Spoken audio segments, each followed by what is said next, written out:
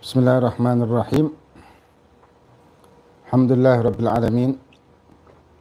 Wassalatu wassalamu ala asyrafil anbiya'i wal mursalin sayyidina wa maulana Muhammad khataman nabiyyin wa ala alihi wa sahbihi ajma'in, amma ba'du. Alhamdulillah, kita melanjutkan kajian kitab Taqriratus Sadidah yang dikarang oleh, dan kita masih di pembahasan tentang masalah air. Ya, masih di pembahasan tentang masalah air.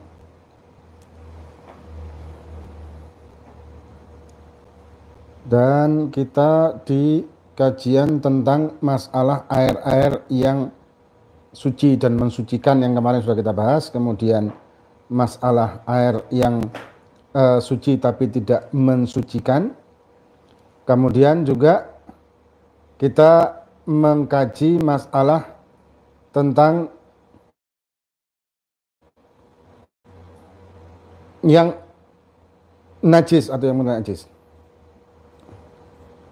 Dikatakan masail fil ma'il mutanajis. Sekarang masuk ke masalah tentang air yang mutanajis. Air yang mutanajis atau air yang kejatuhan najis. Nah, dikatakan idza kana al-ma' katsir, idza kana al-ma' katsiran wa waqa'at fihi najasah walakin syakakna hal taghayyur am la fa hal tajuzu taharah bihi. Ini ada beberapa permasalahan, maksudnya ya, permasalahan-permasalahan yang ada di air yang najis. Apabila ada air yang banyak. Air banyak itu berarti pengertiannya adalah air yang lebih dari 2 kulah. Nah, itu namanya air banyak. Ada air banyak dan wa waqa'at fihi najasa, dan air banyak tadi itu kena najis. Walakin syakakna, akan tetapi kita ragu apakah berubah apa tidak. Jadi ini air berubah apa tidak, kita ragu. Hal taghayyur amla, fahal tajuzu taharah, pakai untuk bersuci apa tidak. Jawabannya na'am tajuzu taharah bihi li'annal asla fihi taharah. Jadi kalau ada air banyak kemudian kejatuhan najis, tapi kita ragu ini berubah apa enggak ya, ini kayaknya enggak berubah, maka hukumnya suci air tersebut. Nah, maka hukumnya air tersebut suci. Kalau kita ragu air ini berubah apa tidak. Kenapa? Karena asal hukumnya adalah suci. Kalau asal hukumnya itu suci, maka boleh dipakai untuk bersuci kalau kita ragu najisnya. Sesuatu yang meragukan, maka kembali ke asal hukum. Monggo. Nanti maju ke sini aja. Nah, kemudian yang kedua, idza kana wa taghayyar, dan berubah, airnya berubah. Walakin syakakna hal taghayyur bi tahirin am binajisin famal hukum. Jadi air banyak, kemudian air ini berubah, mungkin warnanya berubah, baunya berubah, ya, atau rasanya berubah. Tapi kita ragu, berubahnya ini dengan najis atau dengan benda suci. Kan sudah kita bahas kemarin ya. Kalau air itu berubah dengan benda yang suci, maka air itu suci tapi tidak bisa mensucikan. Tapi kalau air tersebut berubahnya dengan najis, maka air itu menjadi mutanajis. Nah, sekarang ragu, ini berubah warna merah misalkan, ini kena najis apa kena benda suci? Maka dihukumi bitaharatihi, maka dihukumi suci. Kalau kita ragu itu najis apa suci. Tapi tidak bisa dipakai untuk wudu atau mandi wajib. Ya. Kemudian yang ketiga, idza kana al-ma' katsiran wa taghayyar binajisin thumma ba'da fitratin syakakna hal zala taghayyur am la famal hukum nahkum binajasatihi li'annana tahaqqaqna najasah. Sekarang kita melihat ada air banyak dan air itu berubah karena najis. Yakin berubah karena najis. Yakin, ini air berubah karena najis. Kemudian setelah sekian lama kita ragu. Hal zalat taghayyur amla, kita ragu. Ini berubahnya dengan najis ini udah hilang apa belum ya? Ya kita ragu. Ragu hilangnya. Asalnya kan yakin najis, tapi ragu berubah air tersebut menjadi suci lagi apa tidak kita ragu, maka hukumnya hukum najis. Ya, jadi ada 3 masalah tadi kan. Yang pertama, kalau air tersebut banyak, kemudian kejatuhan najis, tapi kita ragu, berubah apa tidak? Ya, berubah apa tidak? Maka tidak menajiskan kalau air tersebut lebih dari 2 kulah. Karena asal hukumnya adalah suci. Ragu najis maka jadi suci. Yang kedua, air itu banyak, tapi berubah. Nah, berubahnya ini kita tidak tahu kena najis apa kena suci, maka hukumnya berubah dengan suci. Maka air tersebut suci tapi tidak bisa mensucikan. Nah, kemudian yang ketiga, air itu berubah karena najis, dan setelah sekian lama kita ragu apakah hilang najisnya apa belum, maka hukumnya adalah masih najis. Kemudian ma'fuat. Ma'fuat ini pengecualian. Ya, ma'fuat ini adalah pengecualian. Sesuatu yang hukumnya najis bisa berubah menjadi ma'fu, dalam arti tidak masalah dipakai untuk bersuci, ataupun kalau kita sholat di baju kita, pakaian kita, badan kita ada najis tersebut, maka hukum sholat kita sah. Ini adalah najasah yang ma'fu, najasah yang dimaafkan. Ada beberapa. Dikatakan ma'fuat finan najasa fil ma', ini yang di air. Jadi ma'fuat najasa itu ada 4 sebetulnya. Yang satu ma'fu di air yang akan kita bahas selanjutnya. Jadi kalau najis itu jatuh ke air, maka ma'fu airnya bisa dipakai untuk bersuci. Kemudian yang kedua, najis ma'fu di badan, pakaian atau tubuh kita. Kemudian yang ketiga, yang ma'fu di keduanya, di air ma'fu, di badan juga ma'fu. Atau dimaafkan ya. Kemudian yang keempat, yang tidak ma'fu di keduanya, itu selain najis-najis yang ma'fu di atas ini tadi. Nah sekarang masalah air. Dikatakan yu'fa fil ma'i wal ma'i' anin najasa alladhi la yudrikuha taraf, ay al-basar al-mu'tadil. Kemudian wal maitah allati la dama laha sa'il wa hiya allati idza syaqqa minha adwun lam yasil damuha kadubabi. Nah, ma'fu yang ada di air ini ada 2 macam. Yang pertama adalah allati la yudrikuha taraf, yang tidak nampak dengan mata. Jadi yang tidak nampak dengan mata. La yudrikuha taraf. Jadi karena mungkin saking kecilnya air najis tersebut, mungkin contoh ada orang kencing di sebelahnya ember isi air. Kemudian setelah kencing di situ, kita dari jauh kelihatan seolah-olah ada yang nyiprat. Kalau secara logika ini mesti nyiprat ke ember itu tadi, tapi tidak kelihatan cipratannya, dan bekas-bekas di air itu tidak kelihatan. Karena saking mungkin cipratan halus, ya, cipratan halus yang kita tidak bisa melihat dengan mata normal, maka hukum air itu ma'fu. Kecuali ada tanda-tanda air itu tahu-tahu berubah menjadi keruh atau mungkin berubah menjadi kencing, maka hukumnya najis. Kalau tidak, tidak. Nah, kemudian yang kedua adalah maitah alladzi la damalaha sa'il, bangkai binatang yang tidak ada darahnya. Binatang ini memang waktu hidupnya binatang tersebut tidak punya darah merah. Seperti lalat, nyamuk, semut. Nah, ini ma'fu kalau binatang itu mati di air. Dan airnya air yang kurang dari 2 kulah, dan kemudian air yang kurang dari 2 kulah, dan kalau air itu lebih dari 2 kulah maka tidak ada masalah. Ya, air kurang dari 2 kulah dan air yang selain air murni atau ma'iat. Sudah kita bahas sebelumnya, ada ma'iat. Apa ma'iat ini? Benda cair selain air mutlak, seperti sirup, kopi, teh dan lain sebagainya, maka hukumnya hukum seperti air yang sedikit. Walaupun jumlahnya banyak, lebih dari anggap 300 liter. Ya, anggap 300 liter, jadi lebih dari 272 liter, 217 liter, anggap 300 liter atau 500 liter, ini tetap dihukumi seperti air yang kurang dari 2 kula. Hukumnya dalam hal najis atau tidaknya ketika kejatuhan najis. Nah, kemudian ini tadi ya, kecuali ini tadi, yang satu najis yang tidak nampak, karena mungkin karena saking halusnya. Yang kedua, bangkai binatang yang mati masuk di dalam kolam atau air tersebut, dan binatang ini adalah binatang yang berjenis tidak ada darahnya. Seperti nyamuk, semut, lalat, dan lain sebagainya. Ada ulama yang mengkategorikan lebih kecil dari cecek katanya. Wallahu a'lam. Nah, dengan beberapa syarat, dengan 2 syarat. Yang pertama, alla yakuna bi fi'lihi, bukan dengan kesengajaan kita. Misalkan ada semut mati. Ada semut mati kemudian dengan sengaja kita masukkan ke dalam bak atau ember yang kurang dari 2 kula. Maka ember itu menjadi najis airnya. Airnya jadi najis. Kenapa? Karena memasukkan semutnya dengan sengaja.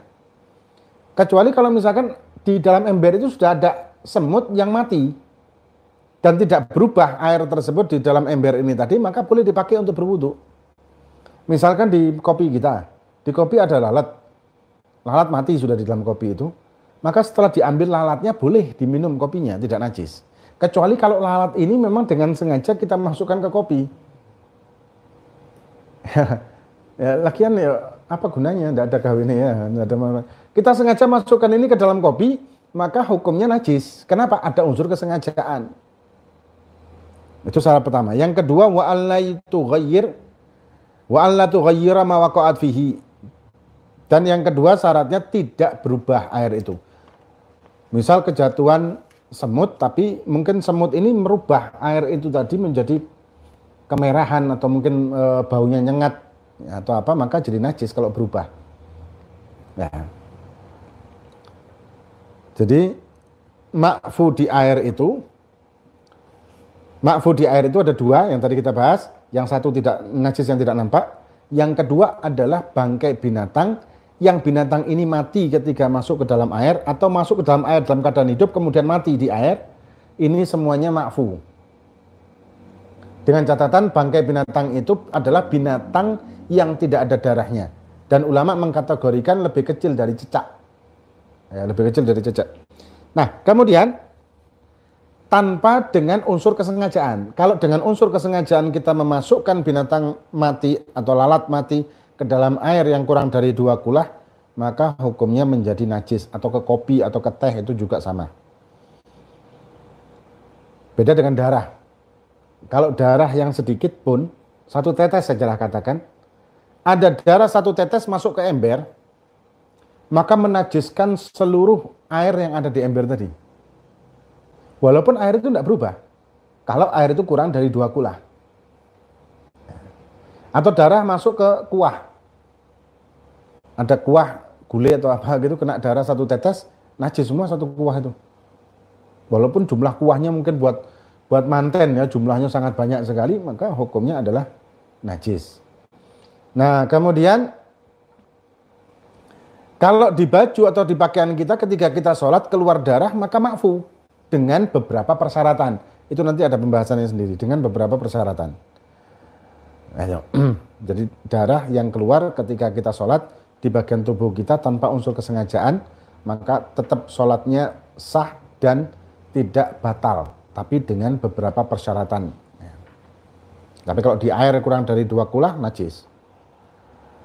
Kemudian sekarang masalah cara mensucikan najis atau cara mensucikan air yang terkena najis, bukan cara mensucikan najis. Cara mensucikan air yang terkena najis. Turukut tadhiril ma' najis, al-ma'in najisi. Cara mensucikan air yang terkena najis. Dikatakan yakunu tadhiru bi thalathi turukin. Ada 3 cara membersihkan air yang najis. Yang pertama, ayat hura binafsihi. Suci dengan sendirinya. Ay yazulut taghayyur bitulil muks. Wadhaka idha kana kullatani fa'aktar. Jadi suci dengan sendirinya gara-gara dibiarkan atau didiamkan lama dan berubah. menjadi murni lagi, ini dengan syarat airnya lebih dari 2 kulah.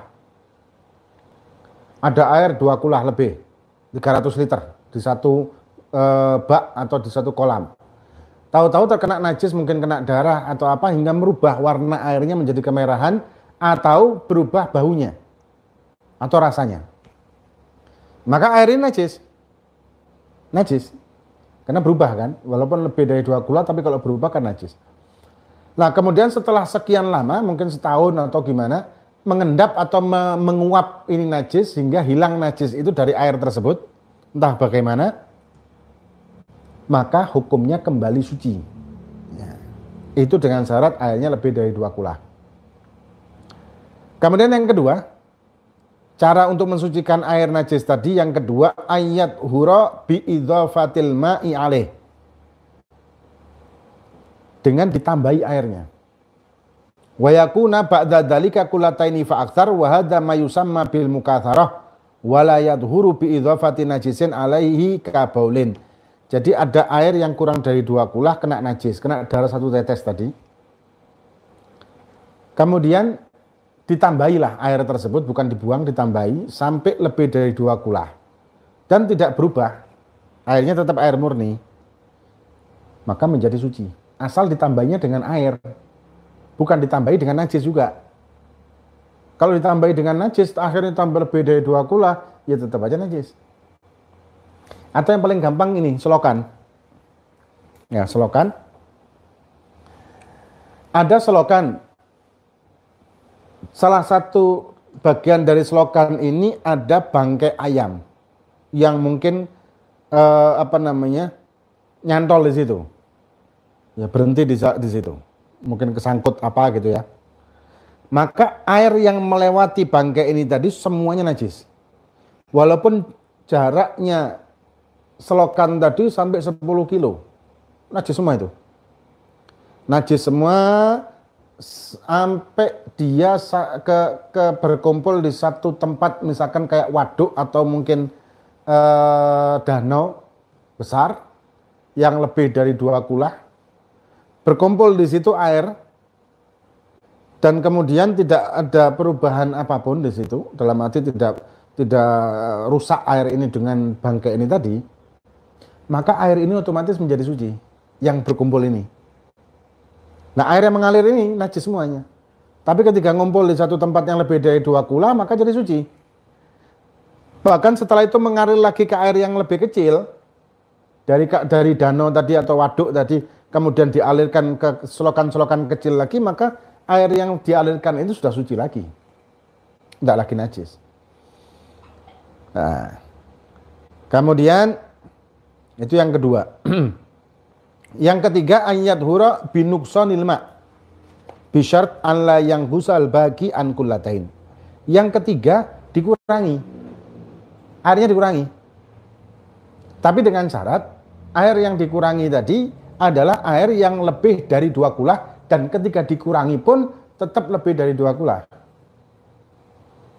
Contoh, ada air mungkin terkena najis, mungkin darah atau gimana, kemudian diambil bagian air yang kena darah tadi, mungkin dicidui gitu ya, pokoknya diambil lah, hingga kan berkurang toh. Nah, ketika diambil itu dia kemudian berubah menjadi murni lagi, tidak ada bau najis lagi, tidak ada bau bau kotoran tadi itu, maka air ini menjadi suci dengan catatan tetap lebih dari 2 kulah. Nah, jadi mengurangi air, ya, mengurangi air, jadi mengambil najisnya atau dengan mengurangi air yang lebih dari 2 kulah, tapi ketika selesai dikurangi, air itu tetap kurang dari 2 kulah, tetap lebih dari 2 kulah, maka hukumnya suci kembali ketika air itu sudah tidak ada perubahan najisnya. Jadi ada 3 hal itu cara mensucikan air. Kadang-kadang kan kita bingung, ada air kurang dari 2 kulah kena najis, ya apa caranya menyucikannya? Masa dibuang? Buang mubadzir. Ya, kalau mungkin daerah-daerah yang banyak air, sepertinya kita tidak merasa bersalah ketika membuang air. Tapi kalau daerah-daerah yang minim air, kita di Hadramut itu pernah di daerah, kalau di Tarim Masya Allah air itu melimpah, tapi kalau di daerah di luar Tarim kebanyakan susah air. Karena pernah itu ya, pernah di daerah Hami namanya. Hami itu eh, Mukalla, sana daerah Mukalla masih terus, udah dekat perbatasan Oman. Dan ada juga kita pernah dakwah 40 hari di daerah namanya Mahro. Mahro itu sudah perbatasan Oman, satu provinsi Padang Pasir. Di sana itu orang-orang malah sampai heran ketika kita cerita di Indonesia kebanyakan minimal orang itu mandi biasanya umumnya 2 kali sehari. Kaget mereka. 2 kali sehari mandi, ya. Pagi sore. Bahkan ada juga yang 3 kali siang-siang mandi. Masya Allah. Kan? Kenapa? Di situ tuh mandinya kalau tidak mandi wajib, mandinya Jumatan aja. Kenapa? Apakah mereka orang malas? Bukan mereka malas. Keterbatasan air. Makanya kita harus bersyukur. Kadang-kadang kita kalau sudah mendapatkan kenikmatan yang melimpah, lupa nikmatnya itu hingga lupa bersyukur. Begitu kenikmatan diambil, barulah kita, iya ya, dulu nikmat banget ya. Itu umumnya kita seperti itu. Penyakitnya itu kalau nikmat lali, kalau nikmatnya diambil baru ingat. Harusnya dulu bersyukur ya, Masya Allah loh dulu ya. Jadi kita walaupun kita melimpah air tapi kita jangan mubadzir air atau jangan menyia-nyiakan air begitu aja. Nah caranya tadi kalau misalkan ada najis, gimana cara membersihkan najisnya tadi? Ya ini dengan 3 hal ini tadi. Ya, jangan air itu dibuang kecuali memang tidak memungkinkan untuk dilakukan pembersihan dengan salah satu cara yang 3 kita sebutkan tadi, maka ya tidak masalah. Kemudian ini ada beberapa masail di air. Dikatakan masailun fil ma. Lana ghuslun wajib, au wudu'un wajib, wa ma'uhuma ghairu musta'mal. Ma suratu dzalika? Kita ada mandi yang wajib hukumnya. Ada wudu yang juga wajib, tapi airnya ghairu musta'mal, tidak musta'mal. Ini teka-teki dalam fikih. Nukat atau teka-teki dalam fikih. Jadi ada mandi wajib atau wudu wajib, tapi air sisanya itu tidak mustamal. Bagaimana bisa seperti itu? Jawabannya, idza nadhara ghuslan masnunan ka ghusli jum'ah au tajdidil wudu fahuma fardhan wa ma'uhuma ghair mustamal li'annahuma lam yarfa'al hadath wa wujubuhuma arid wal ibrah bil asl. Gambarannya adalah kalau orang itu nazar untuk mandi sunnah seperti mandi Jumat, maka airnya itu tidak mustakmal. Air sisa mandi Jumat itu tidak mustakmal, tapi mandi Jumatnya menjadi wajib. Kenapa? Karena nazar. Nazar itu bisa terjadi kalau di amaliyah yang sunnah. Tapi kalau amaliyah yang bukan sunnah seperti mubah, maka tidak jadi nazar. Jadi nazar itu khusus di amaliyah yang asal hukumnya sunnah. Nazar sodakoh, nazar puasa, nazar iktikaf, atau nazar untuk sholat jamaah. Itu semuanya jatuh nazarnya. Dengan catatan terucap nazarnya. Dengan lisan, bukan dengan hati. Kalau nazar dengan hati saja atau angan-angan di dalam hati, maka tidak jatuh nazar. Nah, kemudian masalah nazar ini yang perlu diperhatikan. Banyak orang yang mungkin bukan keliru, tapi kurang ya. Sebetulnya kurang. Apa? Kalau kita sudah mengucapkan nazar dengan lisan, maka kan jatuh wajib. Misalkan kita nazar iktikaf di masjid. Kita mengatakan aku nazar iktikaf di masjid ini selama saya berada di masjid ini. Lillahi ta'ala. Dengan ucapan nadartu ana atakifa fi hadzal masjid dengan seterusnya. Maka kita punya kewajiban untuk iktikaf di masjid tersebut. Ya karena nadar itu tadi kan. Cuman setelah kita mengucapkan nadar itu kebanyakan kita melupakan niat melaksanakan nadar. Kan harus ada niat melaksanakan nadarnya. Dalam hati wajib kita mengucapkan ketika posisi sudah di masjid, maka kita wajib mengucapkan aku niat nadar, aku niat melaksanakan nadar iktikaf kalau bahasa Indonesianya lah. Niat untuk melaksanakan nadar iktikaf di masjid ini selama saya berada di sini. Ya seperti itu. Atau nawaitul iktikaf wal manzur fi hadzal masjid madumtu billahi taala. Jadi ada niat untuk melaksanakan nadarnya. Sama dengan sedekah begitu juga ketika dia nadar, maka ketika dia mengeluarkan sedekah wajib dia niatkan untuk nadar. Saya niat untuk melaksanakan atau menunaikan nadar saya. Ya. Kalau enggak maka dia punya utang. Nah, saya masuk masjid selama Jumatan 4 kali ini, dalam 1 bulan berarti kan 4 kali masuk masjid itu Jumatan. Itu setiap saya masuk masjid saya hanya mengucapkan nadar tu ana taqifa fi hadzal masjid madumtu billahi taala. Tapi tanpa meniat di hati kita niat untuk iktikaf nadar. Bagaimana hukumnya? Maka hukumnya wajib menggodok 4 kali iktikaf di dalam masjid. Ya tinggal masuk, duduk, nawaitu iktikaf mandur fi hadzal masjid billahi taala. Wes duduk sebentar, keluar lagi, kemudian masuk lagi, atau besoknya gitu lagi. Jadi nggodoi 4 kali. Repot juga, iya, memang repot, ribet, bukan repot, ribet. Nah, kemudian kalau nadar perkara-perkara yang makruh nggak bisa, perkara mubah nggak bisa. Saya nadar akan makan nasi rawon, ya nggak bisa lah. Saya nadar makan nasi rawon sama tempe, nggak bisa juga. Atau makruh, saya nadar ganti rokoknya dengan rokok merek tertentu, ya juga nggak bisa. Walhasil kalau nadar dengan mubah dan juga makruh nggak bisa. Apalagi kalau nadar wajib ya nggak pakai nadar sudah wajib. Saya nadar nanti akan sholat subuh, nggak pakai nadar sudah wajib sholat subuh. Kalau jamaah, nah itu boleh. Saya nadar jamaah, nah itu boleh. Nah kemudian ini tadi ada orang nadar mandi sunnah Jumat. Maka mandinya itu wajib, tapi airnya itu tidak mustakmal. Kenapa? Karena air mandi Jumat itu tidak menghilangkan hadas.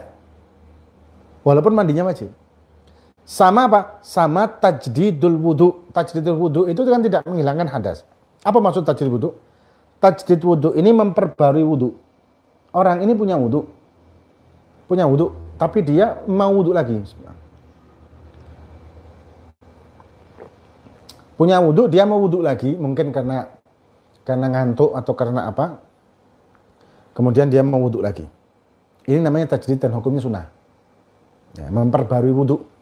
Nah, memperbarui wudu ini kan tidak menghilangkan hadas. Kenapa? Karena hadasnya dia sudah tidak ada. Dia kan dalam keadaan suci, punya wudu, kemudian dia wudu lagi. Maka ini dinamakan tajdidul wudu dan hukumnya adalah sunnah. Karena tajdidul wudu hukumnya sunnah dan tidak menghilangkan hadas, maka air sisa tajdid wudu tersebut tidaklah mustakmal.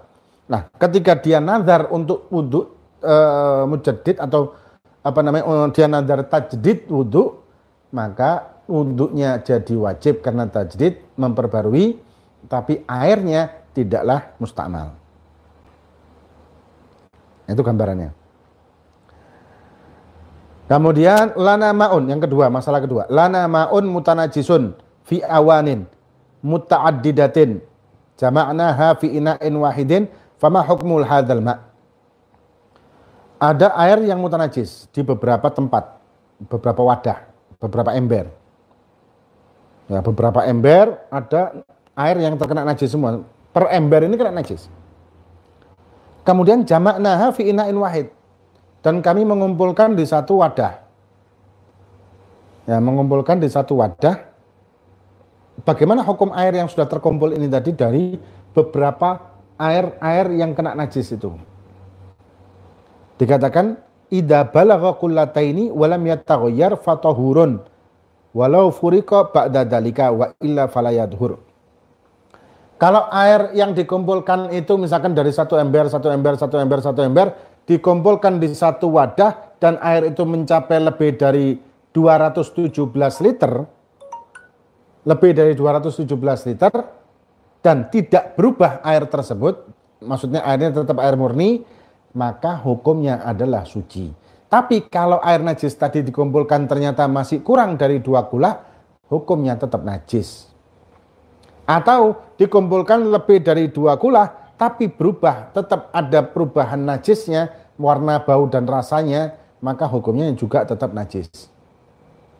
Nah, yang pertama tadi, dikumpulkan air tersebut di satu wadah hingga lebih dari 2 kulah, kemudian tidak ada perubahan dari air tersebut, maksudnya najis, tidak ada perubahan najis, maka air itu menjadi suci kembali, walaupun setelah itu diambil lagi. Diambil lagi. Ya, diambil lagi, dipisah lagi menjadi air kecil-kecil lagi, maka hukumnya menjadi suci kembali. Jadi setelah dikumpulkan kemudian dipisah lagi. Kemudian masalah yang ketiga, masuratun ma'in balagha mi'ata kullatin walakinnahu najisun ma'anahu lam yataghayyar. Air ini lebih dari 100 kulah. 100 kulah. Berarti sudah 1000 liter gitu ya. Akan tetapi hukumnya najis. Padahal dia tidak berubah. Ada air yang lebih dari 2 kulah, anggap 1000 liter, tapi air ini najis. Padahal air ini tidak berubah. Bagaimana gambarannya? Dikatakan suratul dzalika fil ma'il jari, yang tadi kita bahas tadi. Air yang mengalir. Bi an yakuna fil majra najasatun waqifatun. Wa kullu jariyatin aqallu min kullatain fa hadzal ma' najisun min ghairi taghayyur madama fil majra walau balagha mi'ah kullah aw alf kullah hatta yastami'a fi makanin akthar min kullatain fanahkum bi tahuriyatihi.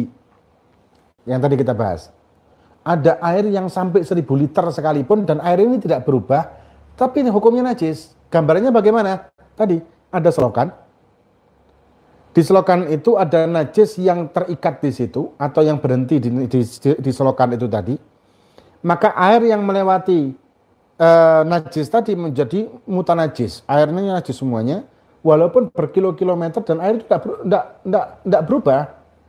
Air itu tidak berubah, tidak bau bangkai, tidak ada perubahan warna, tetap hukumnya najis. Tetap hukumnya najis, walaupun jumlahnya ya 1000 liter lebih, tetap najis. Nah, bagaimana melihat air selokan itu, air yang mengalir ya, mengalir di selokan atau parit itu dikatakan air yang kulaten atau aktar atau kurang dari 2 kulah. Menghitungnya bagaimana? Menghitungnya itu lebarnya air 1,5 dirok, dalamnya air 1,5 dirok, kurang lebih sekitar 75 cm lebarnya air, bukan lebarnya wadah. Lebarnya airnya itu lebih dari 75 cm dan dalamnya air juga lebih dari 75 cm. Nah, ini dinamakan air yang banyak kalau lebih dari itu. Tapi kalau airnya kurang dari 75 cm atau dalamnya kurang dari 75 cm, maka hukumnya seperti air yang sedikit walaupun mengalir dengan jumlah yang ribuan liter sekalipun. Dan yang terakhir, surah ma'ain. Ya, ma suratu ma'aini yasihut tatahur bihima infiradan la istima'an. Ada 2 ember air. Sah bersuci di salah satu keduanya, tapi tidak kalau digabung. Ada 2 ember air. Kalau kita memilih salah satu di antara kedua ember ini, maka hukum bersuci kita sah, wudhunya sah. Tapi kalau kita wudhu dari dua-duanya, maka tidak sah wudhu kita, atau kita campur juga tidak sah. Apa gambarannya? Dikatakan suratul dzalika idza turiha ma'un tahurun mutaghayyirun bima fi makarihi aw mamarihi katuhlubin ala ma'in tahurin ghairu mutaghayyir fataghayyura bihi hatta salaba ismal ma'anhu fala yajuzu tadhiru bihi li'anna hadza taghayyur yastaghni ma'anhu. Kalau misalkan ada air yang suci dan mensucikan dan air ini berubah misalkan kayak di air yang lama di ember hingga menjadi kayak ada lumutnya, berubah warna menjadi kehijauan karena lumut. Kemudian air ini dicampur dengan air yang tahurin ghair mutaghayyir, air yang murni tidak berubah, dicampur, maka fataghayyur bihi hatta salaba ismal ma'anhu, Ya. Maka fala yajuzu tathur bihi. Ada satu ember. Ember ini mungkin karena lama kejemur hingga keluar lumut. Kan hukum air yang berubah karena lumut itu masih sah dipakai bersuci. Yang sudah kita bahas di kemarin. Ya, yang sudah bahas kita di pertemuan di seri yang ke-4. Sekarang seri 5 ya. Seri yang ke-4 kemarin. Nah, yang satu lagi, ember ini isinya air murni, tidak ada perubahan apapun. Kita wudhu di sini boleh, wudhu di sini boleh. Tapi kalau kita campur dan berubah air yang tadinya itu murni berubah menjadi hijau lumut, maka tidak bisa kita pakai untuk bersuci. Ada dua masalah, ada dua hal di sini. Itu satu. Yang kedua, kalau kita melihat ada salah satu dari ember itu kena najis, tapi kita tidak yakin mana yang najis. Ada dua ember, tadinya kita ngelihat ada anjing kencing di salah satu ember, tapi kita lupa yang mana. Dan kita wajib dalam hal itu ijtihad dan ikhtiar. Ijtihadnya kita nyari tanda-tandanya, tidak ketemu. Apakah yang ember yang ini, apakah yang ini, kita tidak tahu. Tapi salah satu, tapi kita tidak tahu yang mana. Maka kita beristihad dengan memilih salah satu. Misal saya milih ini. Nah, ketika kita memilih yang kanan, maka kita tidak boleh berwudu dengan yang kiri dan hukum yang kiri menjadi najis buat kita. Nah, kalau ini dicampur kurang dari 2 kula, maka menajiskan semuanya. Ini gambaran yang kedua. Tidak ada tapi di kitab ya. Itu contohnya. Nah, ini permasalahan air ini memang luas dan kompleks. Dan karena air merupakan sumber utama bagi kita untuk kita bersuci, menghilangkan hadas besar, menghilangkan hadas kecil, dan menghilangkan najis. Baik najis mughalladhah, mutawassithah, mukhaffafah, semuanya sumber utamanya adalah air. Memang kalau tidak memungkinkan pakai air, bisa dengan alat-alat yang lain yang sudah pernah kita bahas sebelumnya juga di seri-seri yang sebelumnya. Nah, ini insya Allah besok akan kita lanjutkan ba'dal isya, kita kira jam-jam 7.30, 8. Ini tadi agak terlambat karena dari kota lagi tadi itu. Yang moga-moga bermanfaat bagi kita fiddin wa dunya wal akhirah. Wallahu a'lam bishawab. Fatihah bin Allah faqina fiddin wa ta'min hadithu salih wa man asafuna salih wa sallam wa alim sallam wa sallam wa sallam wa sallam wa sallam wa sallam wa sallam wa sallam wa sallam wa sallam wa sallam wa sallam